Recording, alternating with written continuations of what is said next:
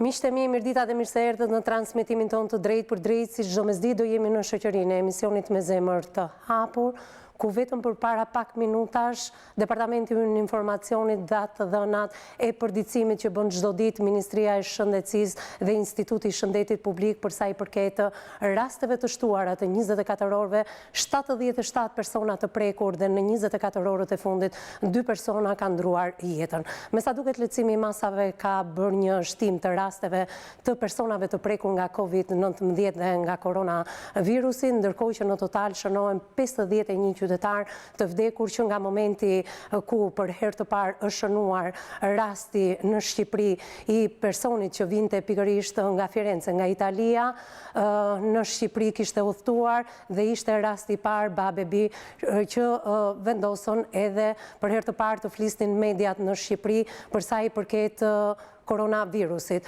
Ndërkohë që shënohen 51 të vdekur, viktima më e re është një 34 vjeçari që ka ndruar jetë vetëm pak ditë më parë. Këtu do fokusohemi ditën e sotme, teksa me stafin dhe me redaksinë e emisionit me zemër të hapur po investigonim mbi historinë e kësaj 34 vjeçare, një tjetër histori paralele përveç se ndrimit të jetës nga koronavirusi e kësaj 34 vjeçare, na bëri që këtë familje ditën e sotme ta kemi në transmetim të drejt për drejt nëpërmjet një lidhje nga interneti për ta njohur më nga afër viktimën, për mënyrën se si ajo është infektuar, nga se vuante dhe kush është kjo familje. Për më shumë ndiqni materialin e përgatitur nga gazetari Evis Ahmeti dhe rikthehemi në transmetim të drejt për drejt për t'i shprehur ngushëllim kësaj familje, por njëkohësisht edhe për të mësuar shumë detaje të reja, të cilat ndoshta kanë fjetur dhe nuk janë përdorur nga mediat për ta njohur këtë vajzë 34 vjeçare që vite më parë kishte humbur nënën dhe vitet e fundit jetonte vetëm me babain. Është një familje e madhe me 6 fëmijë, aktualisht kanë mbetur 5. Këto dhe shumë detaje të tjera do t'i flasim pas pak me njëherë mbas kësaj kronike.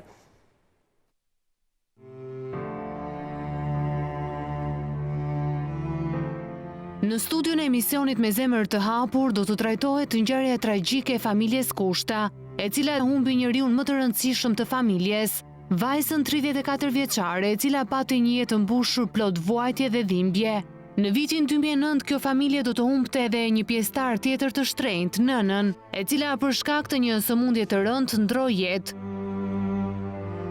34 vjeçaria ishte çuar nga familjarët në spitalin e Librazhdit, nga ku aty u dërgua me urgjencë në spitalin e Elbasanit, qëndroi aty prej ditësh, por gjendja e saj u rëndua dhe mjekët e nisën për në spitalin e Tiranës. Pas disa ditë mjekimi intensiv, familjarët e viktimës nuk ishin në dieni se 34 vjeçaria ishte infektuar nga COVID-19 dhe u njoftuan vetëm 3 ditë para se ndjera të ndronte jetë. Njëri prej vëllezërve shprehet se vetëm pak orë përpara se motra të ndronte jetë, kishte shkuar në ambientet e spitalit infektiv, ku kërkoi të dinte gjendjen e saj, por çfarë i than bluzat e bardha dhe pas sa orësh ndroi jetë 34 vjeçaria, ju ftoi të ndiqni këtë rrëfim të dhimbshëm të familjarëve të saj.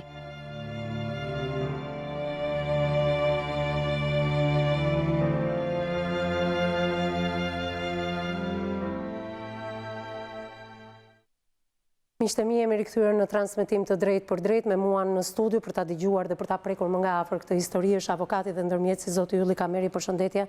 Mirë se erdhe në studio. Përballë jush është Aurela Galliu, psikologja jone e përhershme.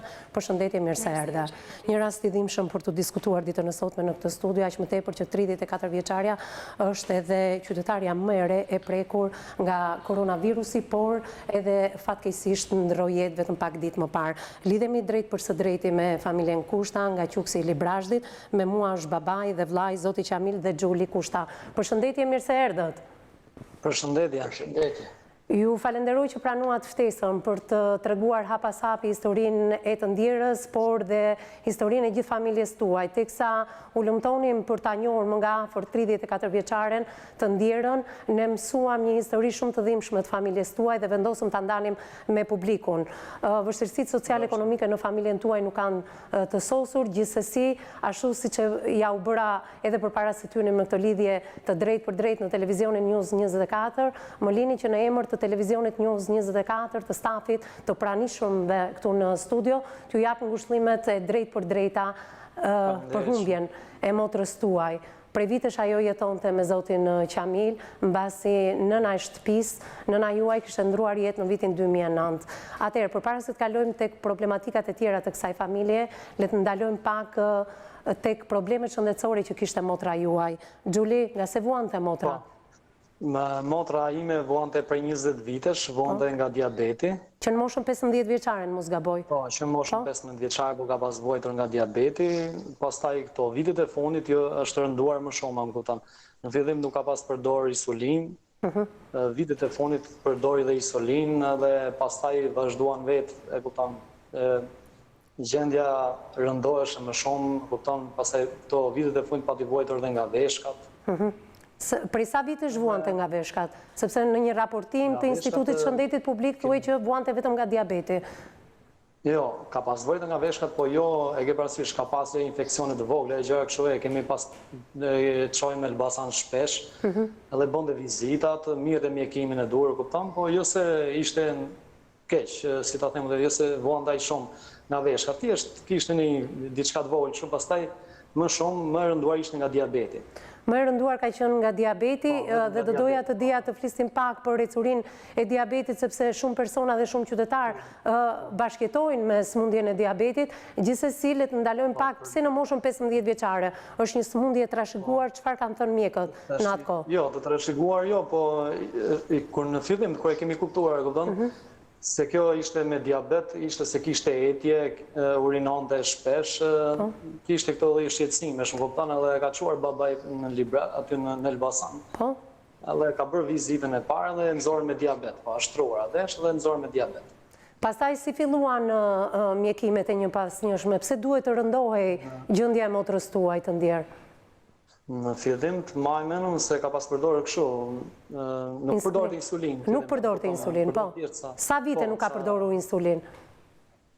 Ka qenë një 34, kështë një tjetë. A i kushtonte vëmendje smundjes së saj, do me thënë, mbante dietën, i përdorte medikamentet? Jo, për t'i përdorë medikamentet i përdorë, dhe kurse dietën e herë, e ke parasysh në herë, e kupton në herë, edhe shkelte. Nuk e mbante, po. Nuk e mbante. Çfarë thonë mjekët, pse u rëndua gjendja për shkak të diabetit kohët e fundit? Pa u prekur nga koronavirusi, do ndalojmë në një moment tjetër aty, po pse? Pse u rëndua gjendja nga diabeti? Po, më rëndua sepse kishte gjatë kësaj kohë ka pas nuhatje, më kupton? Kishte shumë nuhatje diabeti, kisha unë me Zemer ishin në shtëpi, e qoj në spital shpesh, më kupton, bënte vizita herë pas herë shumë shpesh me tonë. Edhe u rëndua sepse kishte e përdorte 4 herë insulinë në ditë, më kupton? I shkonte diabeti, i shkonte 0, pastaj i shkonte 500. A kishin një shpjegim mjekët për këtë gjendjen e rënduar nga ana e diabetit? Pse duhet të rëndoj kaq shumë, duke qenë se ishte e rregullt, vetëm ju thoni që dietën e shkelte vetëm her pas here, por ka qenë... Jo, dietën e mande, nuk them se se mande, po në herë kur kishte një gëzim familjar, se në gjë shumë kupton se është edhe mërziteshe se s'mundi thoja... Po, Gjuli, i rikthemi atyre viteve më parë, kur u konstatua për herë të parë ndjera motra juaj me diabet. Ishte edhe në moshën e adoleshencës vetëm 15 vjeçare. Si i priti lajmin kur ja komunikuan mjekët?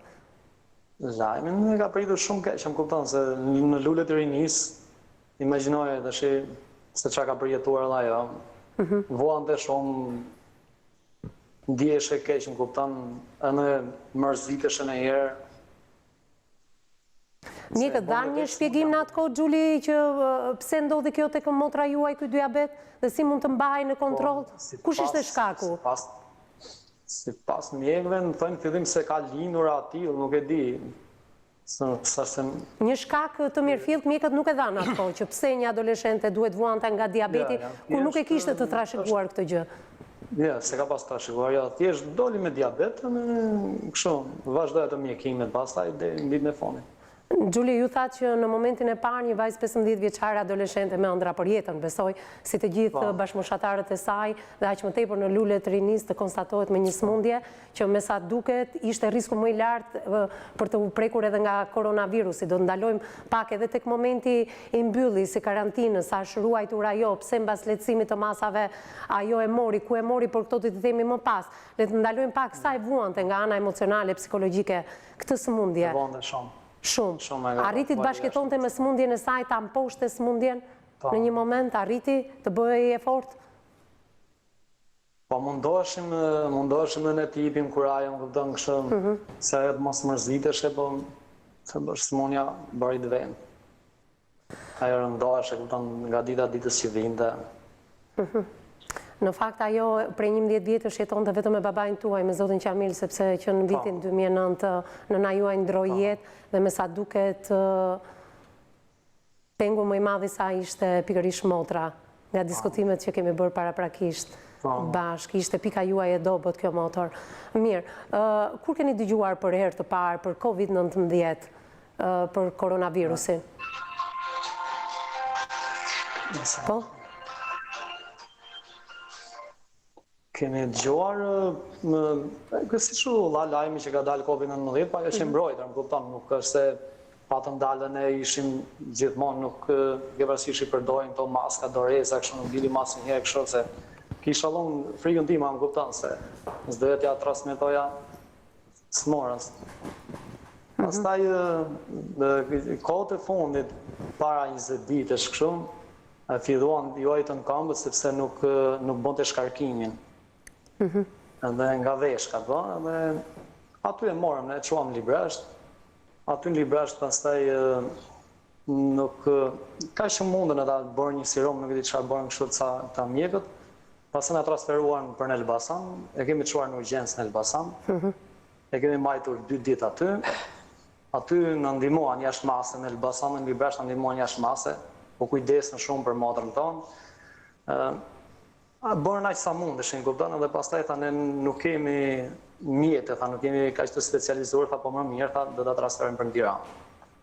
Mirë, përpara se dalim edhe tek Tirana dhe tek spitali infektiv, unë do doja që ato ditë të karantinës, kur keni dëgjuar për herë të parë, por sidomos e ndjera, për rregullat shumë strikte që personat jo vetëm me diabetë, që ishin grup risku.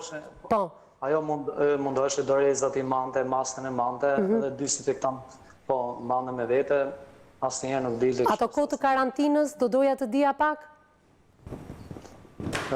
Ka pasion, kemi qenë të gjithë rregull, më kupton, asnjëherë nuk këto maska, doreza, këto ishin të pranishme. Kishte kontakte me njerëzit jashtë banesës, ka qëndruar e mbyllur në kohën e karantinës bashkë me babin? Ja, e mbyllur, nuk ka pas në... Vizita, hyrje dalje në familjen tuaj, personat të cilët... Ja, nuk kemi pas, nuk kemi pas. Të kuptoj. Mirë, mbas karantinës filluan të lecohen masat për gjithë qytetarët, besoj edhe për të ndjerën. Kur filloi ajo të dilte, por gjithmonë me atë ruajtjen që ju deklarone? Po... Bënde vizita, më kupton, se vizita i ka pas bërë analiza, kështu i bënde, se mirë dhe këto mjekimet. Të kuptoj. Dhe pastaj, në fund të rëndoha më shumë. Si mendoni, Gjuli, ku mund t'jetë infektuar nga koronavirusi motra juaj? Jetë infektuar, kur ishim në Elbasan, e jeti 2 ditë në Elbasan. Mendoni në...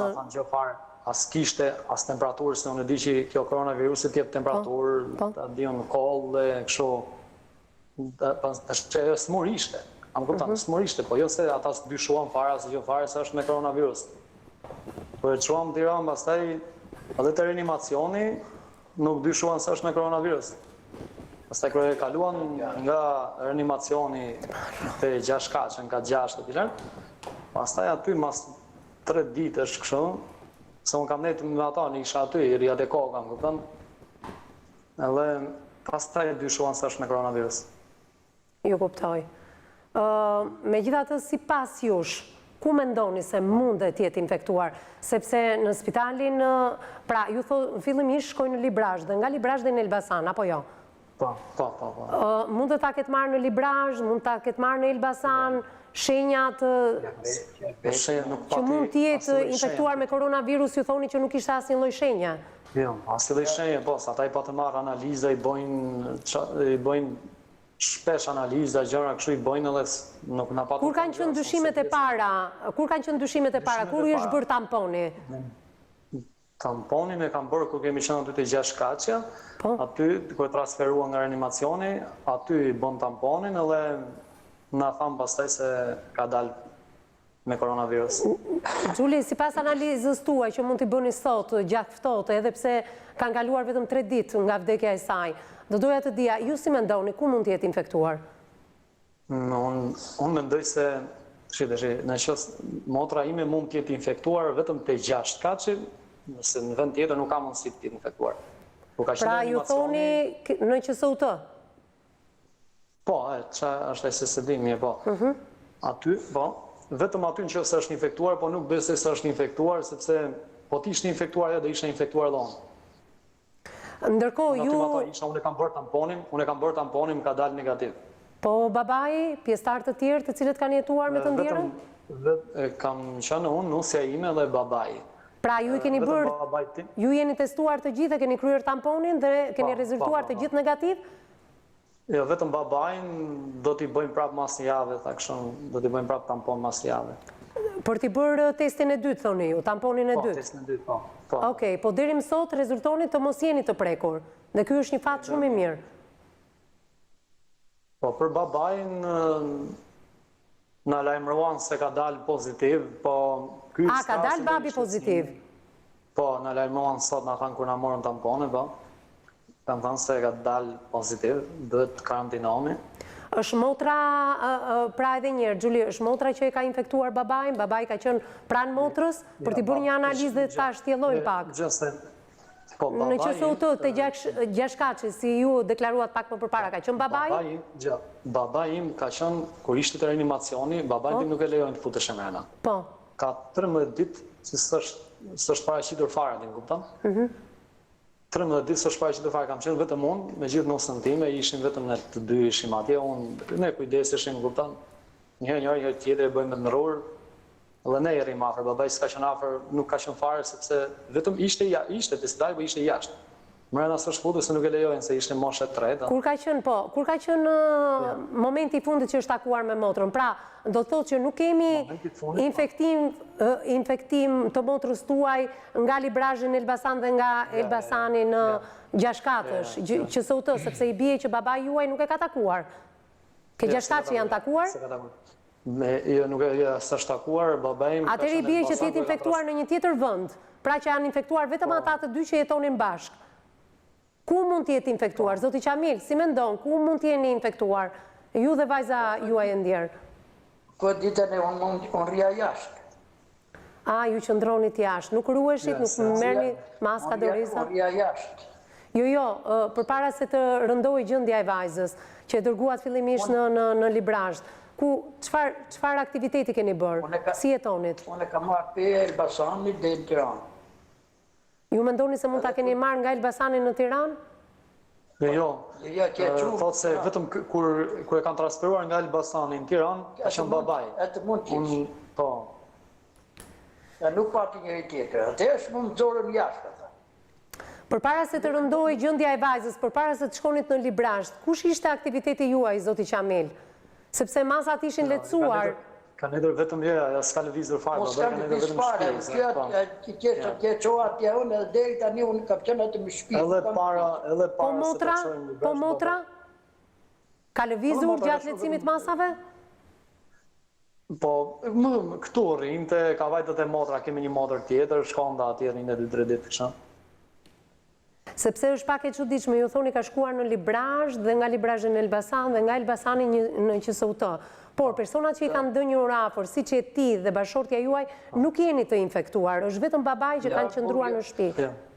Unë nuk kam as i gjo, ata ku e merren djegin bën ato, ata erë kë thotë sot ke dalë kështu, tha do bëjmë prapë mas i javë. Unë nuk kam as linje, as i sparseli fare. As linje kokë, as teshje, as i sparseli fare. Merë mos i që ka musimen ku merë i përgjigja që parë, tha kështu sa. Tani mos s'ka mas i parë. Kur të erdhi përgjigja që keni dalë pozitiv? Para sa? Erdhi nga ora 10:30 kështu. 10:30. Të ditës së sotme? Po, ditë sotme, që i mund dje dhe ditë sotme. Okej. Mirë, ju thoni që nuk keni asnjë shenjë që gëzoni shëndetën... As i farseni fare nuk kam, as i farsesimi fare.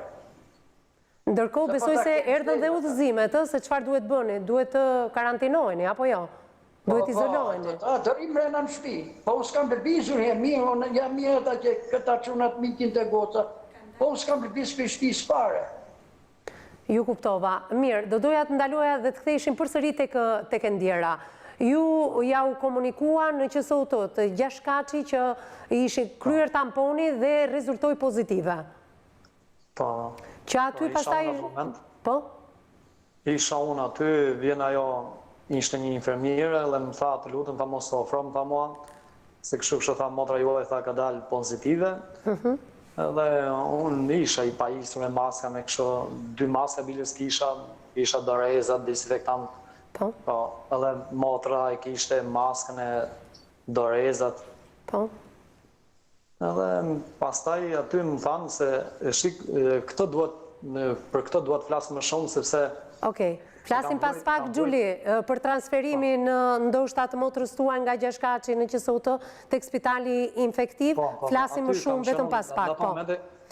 Vetëm pas pak, të lutem, sepse jam e detyruar të dalë në një hapësirë të shkurtër publicitare dhe të rikthehemi dhe të kemi kohën tonë në dispozicion për dëgjuar edhe avokati edhe psikologja në këtë studio dhe për të bërë edhe ata pyetjet e dura, por do të rikthehemi edhe problemeve që ka familja juaj nga momenti që nëna ka ndruar jetë edhe deri në momentin që motra ndroi jetë. Pak publicitet dhe rikthehemi një herë në studio.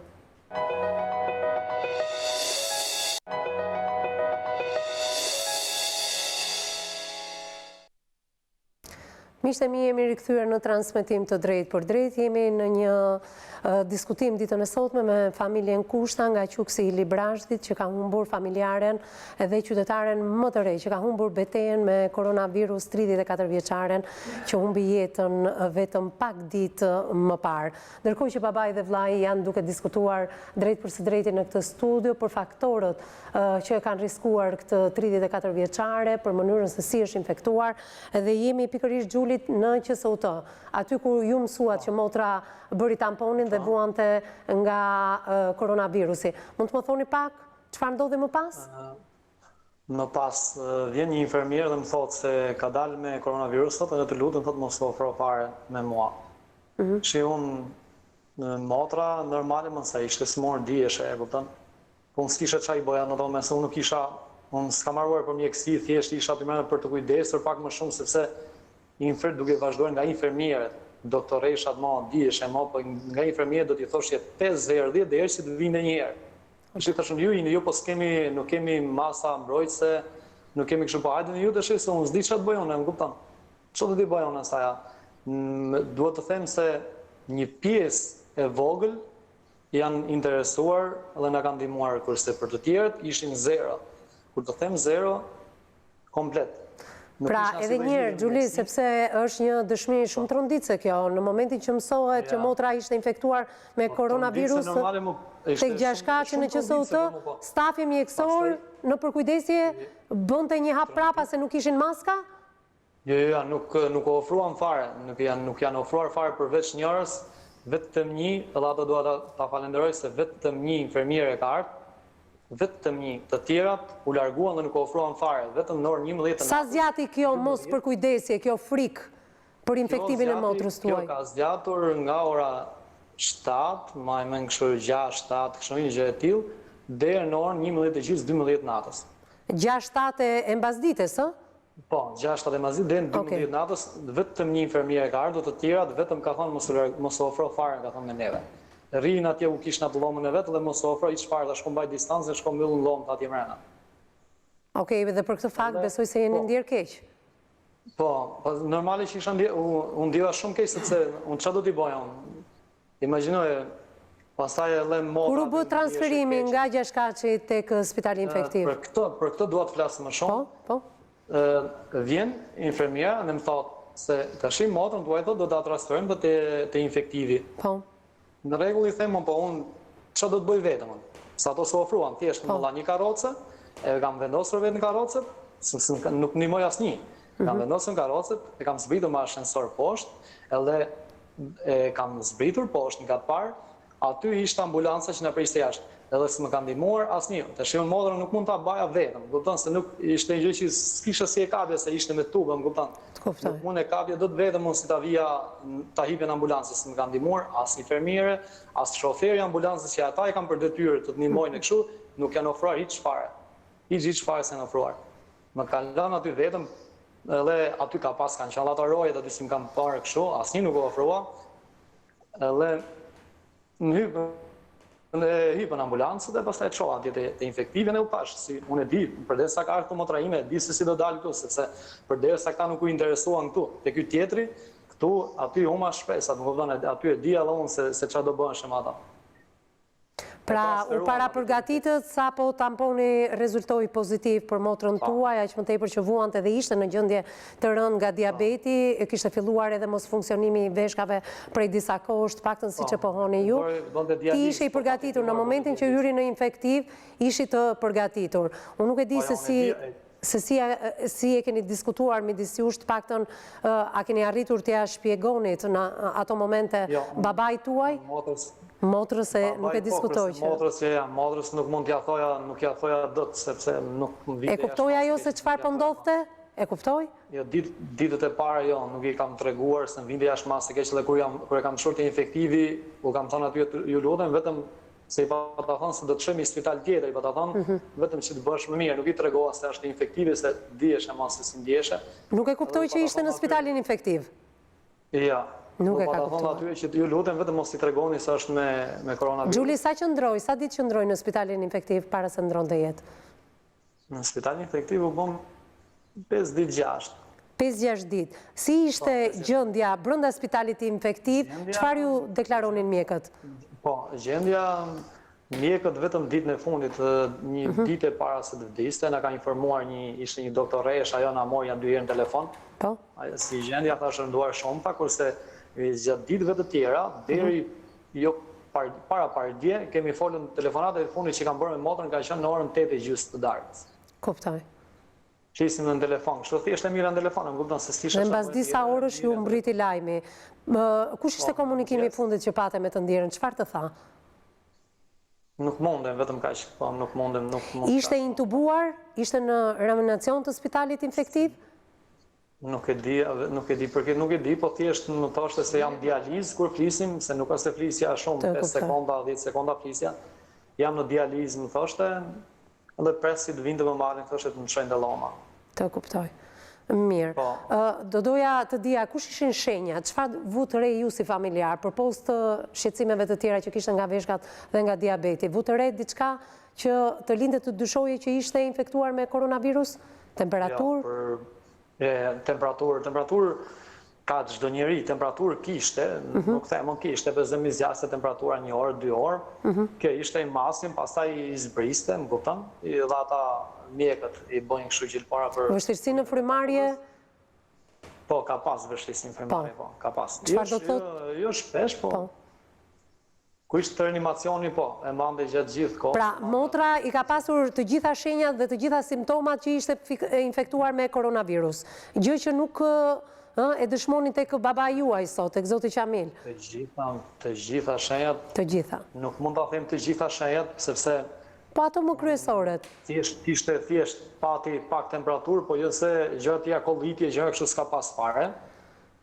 Thjesht villte, kishte ndonjëherë kështu villte sepse ushqim zande, më kupton. Çështja e shijes, ndoshta nuhatja, shija e ushqimeve? Jo, kështu. Jo. Dite kur e kam transferuar për të infektivi, e kam ushqyer me dorën time, si thënë. I kam dhënë vetë ato ushqim sepse nuk pranojnë gjëra të tjera, si që diabetike, vetëm ushqimin që sillte spitali. Po. Edhe pak kost, sa gjëra kështu të vogla. I kam dhënë ka hënë, po. Po.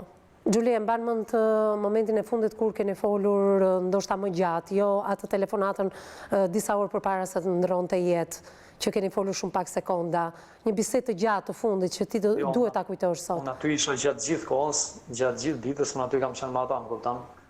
Biseda e fundit se unë isha aty mbrenda, më kupton, isha unë kam qenë bashkë me nusën time, biseda e fundit ka qenë kjo thjesht se ndihesh duke ndetur shtrirë, më kupton krevat, dhe thoshte ngri pak lart, i bëj masazh nga duart, nga këmbët. A kishte ndonjë pengë, ndonjë dëshirë, folët për diçka që Jo, për kështu jo, sepse ajo shpresonte gjithmonë se do bëhet më mirë dhe do dalim prej këtësh. kuptoj. Gjuli, flasim pak për jetën e familjes tënde. Sa jetë të vështirë bëni ju aty? Jetën, si shdiet më, jetë fshati më, ditë. Dhe kemi këtu, je përse nga që këtu nuk ka dhe punë, unë punoj më shumë punoj në Greqi. Po. Po. Prej sa kohësh ishe kthyer në Shqipëri? Prej sa kohësh, nuk e gjë. Po, prej sa kohësh je rikthyer nga Greqia për të ardhur në Shqipëri? Gjatë kohës së karantinimit, mbylljes së kufimeve, ke qenë këtu? Jo, kur unë mbylli, kam qenë këtu, kam qenë këtu. Okej, në rregull, pra ke qenë afër familjes. Unë e di që jeni të gjithë motra dhe vëllezër të martuar dhe e vetmja që qëndronte me babain edhe me prindrit ka qenë e ndjera. Zoti Qamil, të ndajmë ndonjë moment të bukur që ti mban mend nga momenti që vajzat ka qëndruar pranë, ku ngele pa bashorten, nga 2009, këto 11 vite i keni ndarë bashkë me të ndjerën. Po. Ishe të lidhur? Po. Ishe të lidhur shumë. Kush ishin bisedat, kush ishin për kujdesjet e saj, apo kujdesesh ti më shumë për të, se sa ajo për ty? Këto ishin më shumë të dyjen. Po im të dy, hema jo hemon se. Ishin të dy nevoj për një tjetrin. Ishin nevoj. Pra të dyja bashkëtarët e tua të kanë lënë të vetëm, po ti falë Zotit ke fëmijët e tjerë me cilën do jetosh këto kohë. Gjuli, e zhvendosur me familjen, ndoshta në familjen e babait, këto ditë, më flit pak, ti dhe bashortja jote. Po, këtu, po. Keni menduar çfarë do ndodhi me babain? Vdiq nëna, vdiq motra, dy bashkëtarët e kanë lënë vetëm. Që unë gjithmonë i kam qëndruar pranë, kupton asnjëherë se kam lënë vetëm për çfarë do lloj gjaje kur ka pas nevojë, për çfarë do lloj gjaje unë nuk jam kursyer, më kupton, jo për babain, as për motrën, as për një. Sa kam pas mundësi. Ajo ka qenë pika e dobët e juaja, pika e dobët e babait, e Zotit Qamil.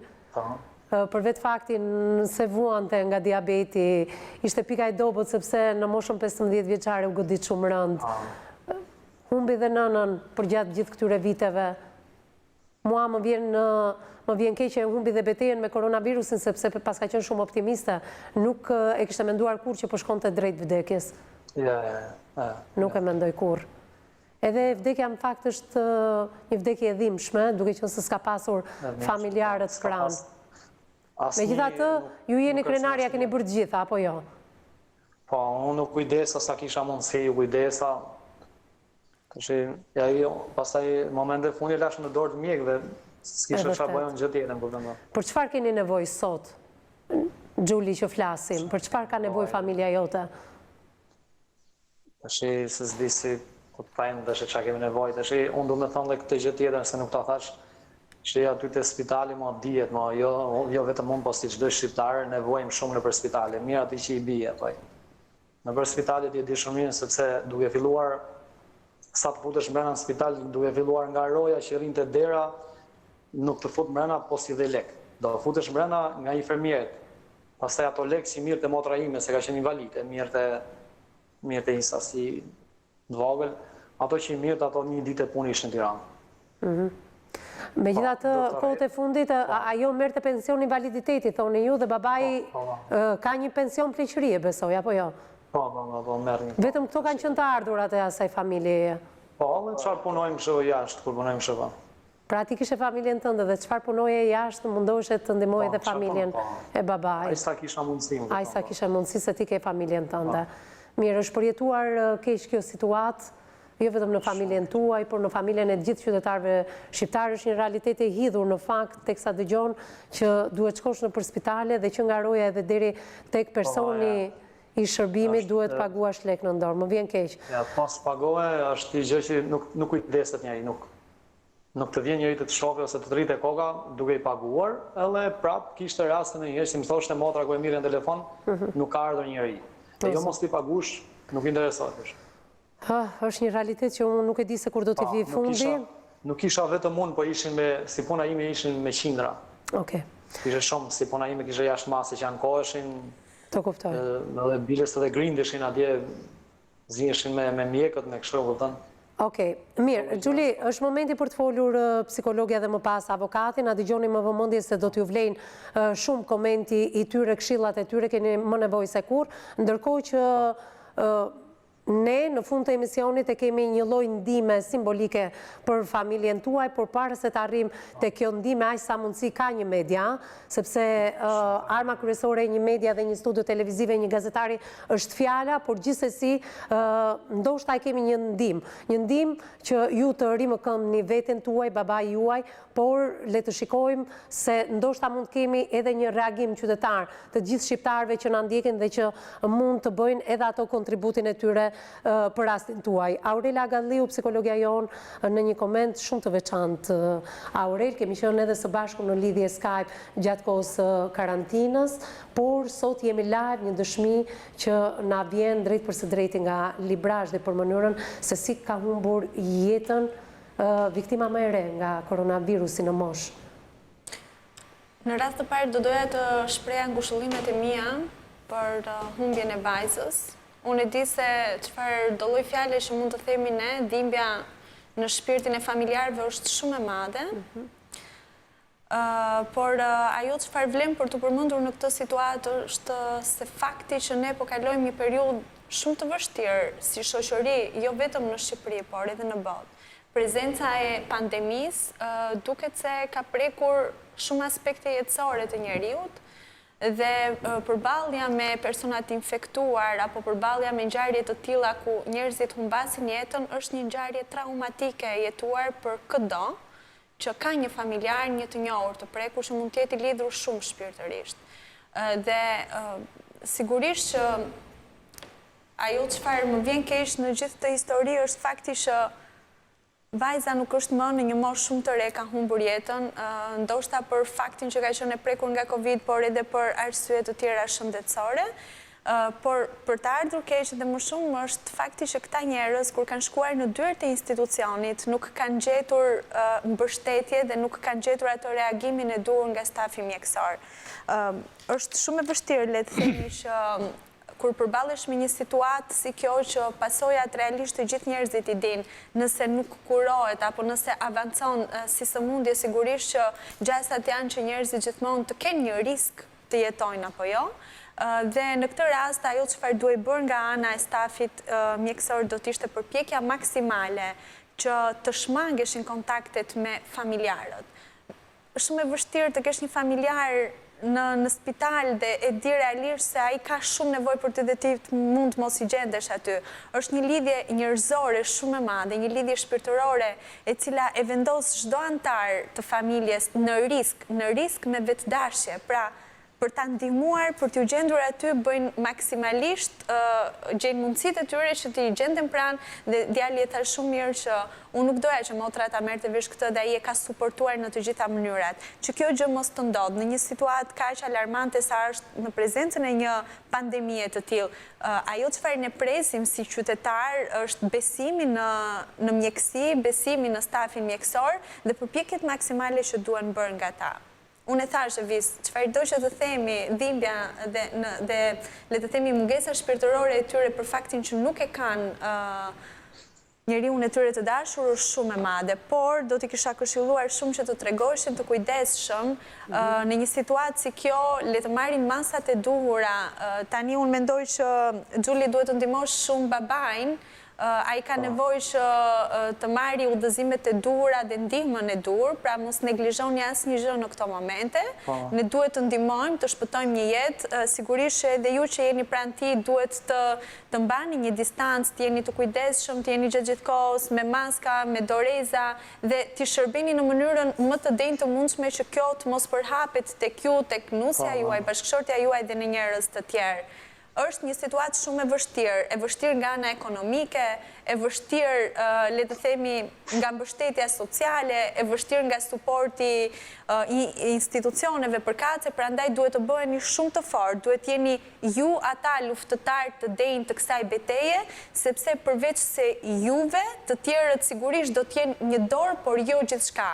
ju duhet përcaktoni fatin tuaj, bëni përpjekjet maksimale. Aurela, dua të fokusohen pak edhe tek zoti Qamil, është mosha e tretë, thash edhe njerë, kanë qenë 2 bashkëpunëtarët e jetës, bashkëshortja, një dhimbje shumë e madhe që është larguar në vitin 2009, por edhe vajza në moshën 34 vjeçare, që ndroi jetë vetëm përpara 3 ditësh. Ndroi jetë përpara 3 ditësh dhe menjëherë edhe u varros në vendin e saj të lindjes, por do doja të dija çfarë i duhet këtij babai në këto momente për të mos u ndier vetëm. Fatmirësisht ai ka dhe 5 fëmijë të tjerë. Unë do doja që t'i jepja shumë kurajo zoti Qamil, sepse unë e shoh nga kamera dhe ai duket një burr shumë i fortë, shumë rezistent, pavarësisht gjithë sfidave që jeta i ka sjellë përpara, ma demonstron këtë aftësi të tij. Kështu që duhet të tregojt shumë i kujdesshëm, dashuria e djalit dhe fëmijëve të tjerë unë jam shumë i sigurt që nuk i mungon. Fakti që ata mund të ruajnë një distancë nuk do të thotë që ai është vetëm, madje ka më shumë dashuri, sepse distancimi është një faktor që i tregon se sa shumë po kujdesen ata për atë. Kështu që le të japim pak Është mirë që edhe Gjuli së bashku me familjen janë karantinuar në të njëjtën banesë me babain, se tha pak më përpara. Në fakt ata kanë bashkëjetuar për shumë kohë, por personalisht nga informacionet e mia, sepse nuk jam shumë kompetente në këtë fushë të mbroj një tezë të caktuar, por do të thoja që letërin... prezenca fizike, jo ato rregullat, se edhe brenda mund të flasi avokati. Unë nuk kam qenë edhe brenda një banese duhet të ruajtur. Edhe karantinimit brenda një familje, pavarësisht se ne kemi pasur... Ti je te grupi i personave që thua brenda një familje nuk e pse... Po, pra nga zvendës ministrja e shëndetësisë edhe nga ministra janë mbrojtur këto teza që le të qëndrojnë në një shtëpi dhe vetë karantinohen. Unë personalisht nuk kam qenë pro, sepse është një risk, është një rrezik dhe kontaktet me njerëzit e tjerë bëjnë të mundur që ky virus të transmetohet. Ne duhet jemi gjithmonë vigjilent, duhet jemi gjithmonë të kujdesshëm. Distancimi është forma e dashurisë që shprehin për të tjerët, nuk është mungesë dashurie, nuk është mungesë respekti. Nëse do të ndodhte e kundërta, do të mendoja që realisht kemi të bëjmë me faktin e kundërt, por megjithatë kurajo, guxim dhe përpjekjet forta zoti Qamil, sepse ju duhet të mbroni veten tuaj tani. Fakti që i ka dalë të paktën nga informacionet që kanë tamponi i parë pozitiv, nuk do të thotë që edhe i dyti të dalë i tillë, mund të dalë negativ, edhe mjekësia ka gabimet e veta, por kjo nuk do të thotë që duhet të mbyllim një sy dhe një vesh për të mos marrë masat e duhura. Mirë, faleminderit Aurela Galliu për të kaluar tek avokati dhe ndërmjetësi zoti Ylli Kameri. Avokat, në një temë të pazakontë, ndoshta i kemi kryer bashkë lidhje Skype në kohën e karantinës, është një çështje tërësisht e veçantë edhe në kompleksitetin e saj, edhe për sa i takon personazheve, edhe për sa i takon mënyrës me cilën u trajtua. Pikëpari normalisht është duhet të shprehim ngushëllim e familjes Kusha, ngushëllim për humbjet e pësuara në një kohë kaq shkurtër, edhe tronditja psikologjike është jashtëzakonisht e fuqishme. Shprehim keqardhjen domethënë për çfarë ju ka ndodhur ju dhe duke parë domethënë atë që ju tregoni, mënyrën se si e tregoni, ndihemi dyfisht keqardhur pasi çdo gjë, çdo fjalë juaja mund të jetë në portën e mund të jetë një ngjarje në portën e çdo shqiptari sot. Treta është një situatë e palexueshme, kjo domethënë për shkak të informacionit, emisioni me zemër të hapur ka bërë një punë të jashtëzakonshme për sa i takon shpërndarjes së informacionit, si për kontaktet e marrëdhëniet me njerëzit, po ashtu domethënë për kujdesin e nevojshëm. Kemi pas të paktën 2 emisione kur kemi qenë këtu pikërisht në këto rrethana për shkak të kushteve të smundjes, edhe të relacioneve me prindin, me fëmijën, me gjyqet, me proceset gjyqësore që kishin palët njëra me tjetër. Tu të them, për ta përmbledhur shkurtimisht, informacioni tashmë është bërë i pabesueshëm, informacioni i vërtet shitet si i pavërtet dhe informacioni i vërtet shitet si i pavërtet. Njerëzit kanë krijuar një përshtypje të pasigurt për sa i takon domethënë situatës. Pse? Sepse është ndërprerë zinxhiri ekonomik edhe social për shkak të situatës koronavirus, jo vetëm në Shqipëri, por në gjithë botën. Fakti që ne nuk kemi një staf mjekësor të përgatitur, fakti që ne informacionin cilin na japin ato mjek që japin intervista, nuk e përtypim në mënyrë të përgjegjshme, do të na çojë drejt rritjes numrit viktimave dhe rasti konkret tregon që 2 viktima brenda të njëjtës familje pa u ditë shkaku pa u përcaktuar sakt diagnoza që në momentet e para tregon që jemi shumë larg përgjegjësimisë personale. Për 2 viktimat e 24 orëve të fundit, po. Për 2 viktimat e 24 orëve të fundit, po edhe për 2 viktimat. 77 prekur dhe 2 viktima, po. Çfarë desha të them për sa i takon tregimit zotit Qamil edhe zotit Gjuli. Ajo që më bën përshtypje është fakti që i mitmarrjes në spitalet një proces i cili vazhdon edhe shkërmoq identitetin e shqiptarit. Normalisht na tregon që do kemi pasoja shumë tranda për sa i takon brezave që do vinë më përpara. Ndoshta 1.000 lekë apo 2.000 lekë që jepet aty për të filluar në mënyrë të paligjshme një procedurë, një informacion duket fare i vogël, duket diçka që nuk bën përshtypje, po është shkatërrues për brezat e ardhshëm. Unë nuk do të harroj kurrë, ndoshta po flas një ngjarje personale në një kohë kur në një supermarket nuk pranova të merrja një kusur të vogël, i bëhet fjalë për vitin 1997 edhe vëzhgimi i asaj shitses që më tha si nuk i don paratë tuaja. Më ka met domethënë gjithë jetën, ka 20 e sa vjet që unë e bluj domethënë këtë nuk besoj të ndodhur në Shqipëri. Pra, imagjino janë miliona shqiptar që vjedhen. 1 lek, 2 lek, 2 lek, 5 lek, 5 lek, por ju vjedhet dinjiteti. Nuk është problemi i shumës së parave. Problemi është që këto njerëz mësohen që të mos dojnë paratë e veta, mos dojnë drejtat e veta, mos dojnë dinjitetin e vet, edhe të ngelen pa shpresë në një moment të caktuar të jetës. Mitmarrja është pasive dhe aktive, edhe qytetari duhet të mos i ofrojë lek as rojës, as infermierit, as doktorit. Dëshmia e zotit Gjuli në këtë emision dhe dëshmit e mira njerëzve që ne njohim na çojnë në një konstante të vazhdueshme që këtu dinjiteti na vjedhet për ditë dhe ne e pranojmë me një kënaqësi të jashtëzakonshme këtë. E kemi na është kthy pjesë jetese. Po faji është dhe i qytetarëve në një farë mënyrë, avokat. Demokracia buron nga populli, po qeveria ka për detyrë që të vendosin demokracinë, shteti ka për detyrë. Djali, në këmbim të jetës motrës. Unë më tepër të fokusohesha në dëshminë e Gjulit kur është konstatuar që e ndjera ishte prekur nga koronavirusi dhe shmangja që stafi mjekësor kishte bërë. I papajisur, unë nuk e di në qoftë të se s'dua të besoj Gjulin. Për një gjysore për këtë çështje në emision. Sa i është një lloj diskriminimi, do mbahet patjetër distanca, por jo në mënyrë të vrazhët që Gjuli e vuan edhe sot. Këshilluese mund të jetë. Jo, faktikisht nuk e kanë shoqëruar stafi mjekësor dhe kanë thënë merri ti, do të thotë që ata si persona përgjegjës lënë që Çështja e mitmarrjes është e qartë. Brengën, thot zoti Gjuli, e kam me spitalin i cili nuk të jepte asnjë përgjigje nëse rojes të dera nuk do të jepje lek edhe nuk të kthen askush përgjigje. Është një gjë e cila të bën që të ndihesh keq që në momentin që ti e ndjen. Pastaj, se si do zgjidhet kjo nuk është çështje e emisionit, kjo është çështje e komenteve që do na vinë për këtë emision nga dëgjuesit dhe mënyra se si do i trajtojmë gjitha këto probleme. Kurse problemi tjetër që është edhe më i rrezikshëm tash i vazhdon vjedhja e dinjitetit, se dinjiteti vjedhet shkallë. Çfarë ndodh, domethënë? Fjalët e fundit ishin që nuk mund të flas. Ne kishim marrë informacion që na kishin intubuar, por në realitet motra më tha që nuk më kanë intubuar. Pra vim tek dizinformimi i njeriu të thjesht për para derë spitalit. Unë punoj avokat, detyra jame është që t'i gjendem pranë njerëzve të cilët paguajnë shërbimet e avokatisë, njerëz që cilët kanë probleme për të zgjidhur, njerëz që cilët janë gatshëm domethënë për të ardhur. Dhe 20 e sa vjet e di shumë mirë se fukarajt i merret leku pak nga pak. Nuk mund t'i merret leku gjithë për i herit, domethënë. Personat që e bëjnë domethënë këtë punë janë ca maskarejt të cilët identifikohen edhe dihet domethënë se kush janë. Nuk është se nuk i di shoqëria jonë, nuk i di informacioni qeveritar, nuk i di institucioni për përgjegjës.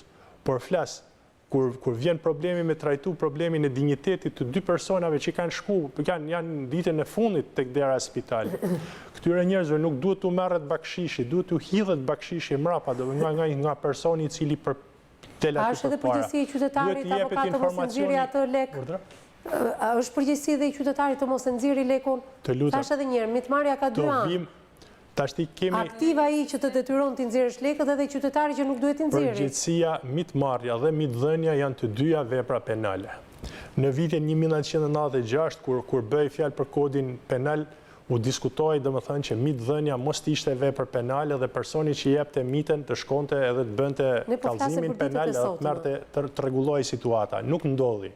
Pse? Sepse demokracia buron nga populli, rregullat, ligjet, gjitha burojnë nga populli, i voton populli, del me votën popullore. Çfarë shqetësoi më në dëshminë që ka dhënë familja Kusha ditën e sotme dhe sidomos Xhuli, për mënyrën se ku është infektuar kjo vajzë. Një vajzë që qëndronte brenda shtëpisë sepse e dinte që vuante nga diabeti dhe ishte rënduar së fundmi edhe nga një sëmundje në veshka që me sa duket është pasojë e diabetit, që mbante distancën, që edhe pse ishin liberalizuar masat, ishte bërë kjo hapja, që mbante maskën, mbante dorezat, qëndronte pranë shtëpisë. Kjo vajzë, edhe pse në një moment të vështirë të smundjes së saj, ku është infektuar me koronavirus? Më lind pyetja. Pra, duhet kishte kjo familje një shpjegim sot, se nuk ja jap dot. Atë edhe një herë, burimi i smundjes mund të jetë i ndryshëm. Mund ta marrësh nga qeset plastike që merr te dyqani, mund ta marrësh nga një ushqim që ka parë dikush më përpara. Se ku dhe si mund të jetë infektuar, duhet të ketë një informacion. Mund të merret nga kondicioneri në ambiente të mëdha, domethënë cilat kanë kondicioner. Çapo dëgjojmë domethënë se ne nuk jemi specialistë dhe unë jam avokat, nuk duhet të jap domethënë përgjigje për faktin. Po duhet ishte bërë një studim i mirëfillt, është kështu apo jo për rastin? Nuk e dim investigim. Jo investigim, tu duhet ishte bërë hetim për sa i takon mënyrës se si është trajtuar një pacient i cili ka gjetë vdekjen. Duhet ishte hap një proces penal të paktën domethënë për të zbuluar shkakun e vdekjes. Të ishte pushu domethënë nga organet shtetërore, po ama duhet kishte filluar një farë hetimi.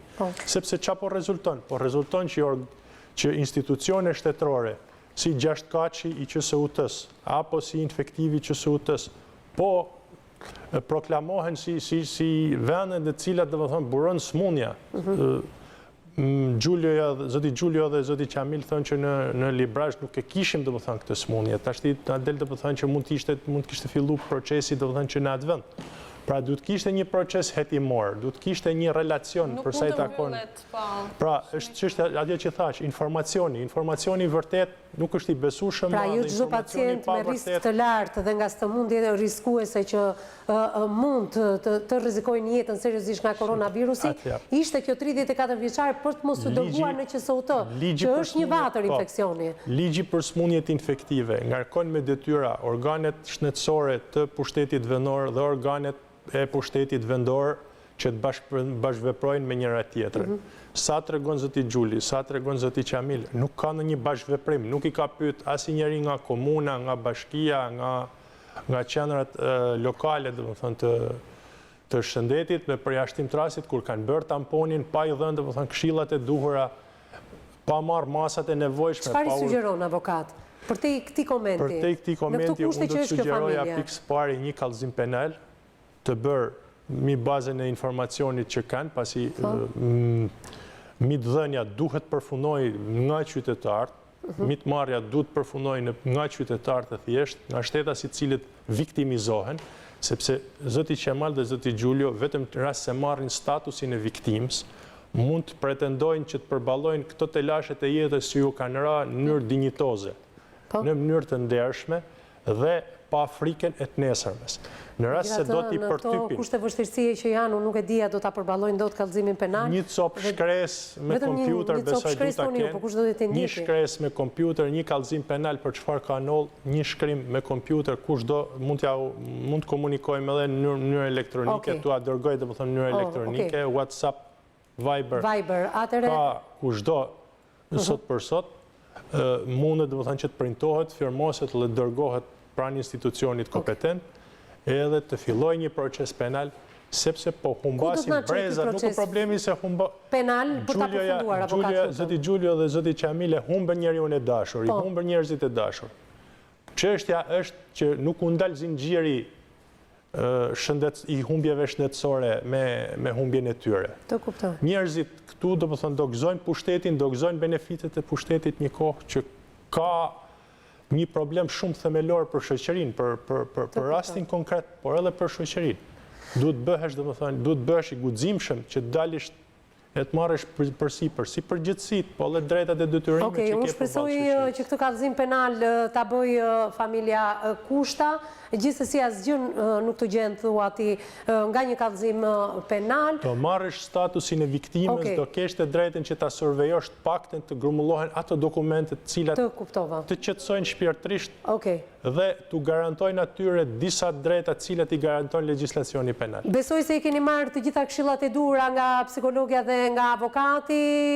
Gjuli, shpresoj ta ndjekësh hapasapin, nuk e di a do ta bëni apo jo, por gjithsesi këto këshilla ja u dham jo vetëm ju, por edhe familje, sepse janë 51 viktima së bashku me motrën tuaj, besoj edhe 50 familje të tjera po na ndjekin në transmetim të drejt për drejt. Përpara se të ndajemi dhe t'ju falenderoj, unë kam në një lidhje të drejt për drejt telefonike zotin Fatmir Sena, i cili është edhe drejtori ekzekutiv i Agjencisë Investigative Stop Krimi. Përshëndetje Fatmir. Përshëndetje. Atëherë, po? Si gjithmonë ne i sigurojmë ushqime asaj familje, që të kemë për disa muaj edhe rroba e çfarë nevojitën gjëra të tjera në gjë tjetër të mundshme, ne do t'ja ofrojmë si Agjencia Investigative Stop Krimi që jemi ne. Me të gjithë anëtarët e bashkëpunëtorët tanë. Okej, pra do t'ju ndjekim me kamerën tonë teksa të shkoni në Qukës të Librazhdit, pra në kësaj familje do të shikojmë nevojat që ka kjo familje, por edhe disa muaj ushqime falas vjen nga Agjencia Stop Krimi. Faleminderit Fatmir Sena që të kisha në këtë fund emisioni. Atëherë, Gjuli, do të flasim në ditët dhe në orët në vijim, për sa i përket muajve që Agjencia Investigative Stop Krimi ka marrë përsipër t'i ofroj familjes tuaj, por edhe disa nevojat të tjera të cilat do t'i flasim jashtë kamerës, por që ne do vim një ditë në familje dhe do t'ja usjellim ato së bashku me agjensinë. Ju falenderoj që keni pranuar ftesën e këtij emisioni për qenë të pranishëm. Fjala fundit, zoti Qamil, çfarë do të më thuash në këtë fund emisioni? Faleminderit shumë. Jo faleminderime, diçka për gjithë ata që po na ndjekin, që mos kenë fatin e vajzës tuaj. Çfarë duhet bëjnë?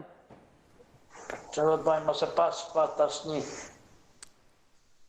Kjo është që mos i rënd kujt thuaj. Mos i rënd kujt. Por të bëjnë kujdes edhe para se të shkojnë te spitali të mushin xhepat plot, se në mënyrë tjetër nuk ishte. Unë e provova vetë. Shumë e dhimbshme, Gjulio, kjo që më thua në fund.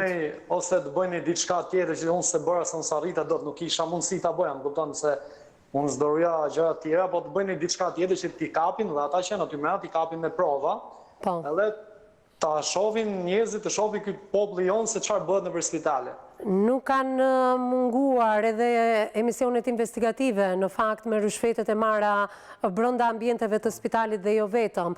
Një plagë e madhe e kësaj shoqërie shqiptare që themi në çdo moment tranzicioni, por ku pas ka qenë shumë i gjatë ky tranzicioni i kësaj shoqërie. Ju falenderoj edhe një herë për prezencën në këtë studio. Do ritakohemi në momentin kur të vinë ndihmat pranë familjes tuaj. Faleminderit. Faleminderit. Miqtë mi, faleminderit edhe ju që na keni ndjekur drejt për së drejti ditën e sotme, jo vetëm në ekranin e televizionit News 24, por dhe në live stream Balkan Web dhe në Radio News 24.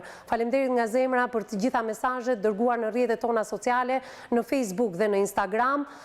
Ju i dërgoni këto komente në lidhje me temën e ditës, aty gjeni të gjitha mënyrat tona të kontaktit për të bërë denoncimet tuaja dhe për të bërë pjesë e studios emisionit me zemër të hapur. Çdo ditë nuk gjej fjalë për të falenderuar Agjencinë e Lajmeve Balkan Web, gazeta shqiptare online dhe print, Panorama online për pasurimin që i bëjnë këtij emisioni ditë pas dite. Të gjithë ju që nuk keni mundësi të na ndiqni në këtë fashë orari, keni edhe një tjetër mundësi, kanalin tonë zyrtar në YouTube, News 24 Albania, klikoni tek emisioni me zemër të hapur dhe aty gjeni të përditësuar çdo puntat të këtij emisioni.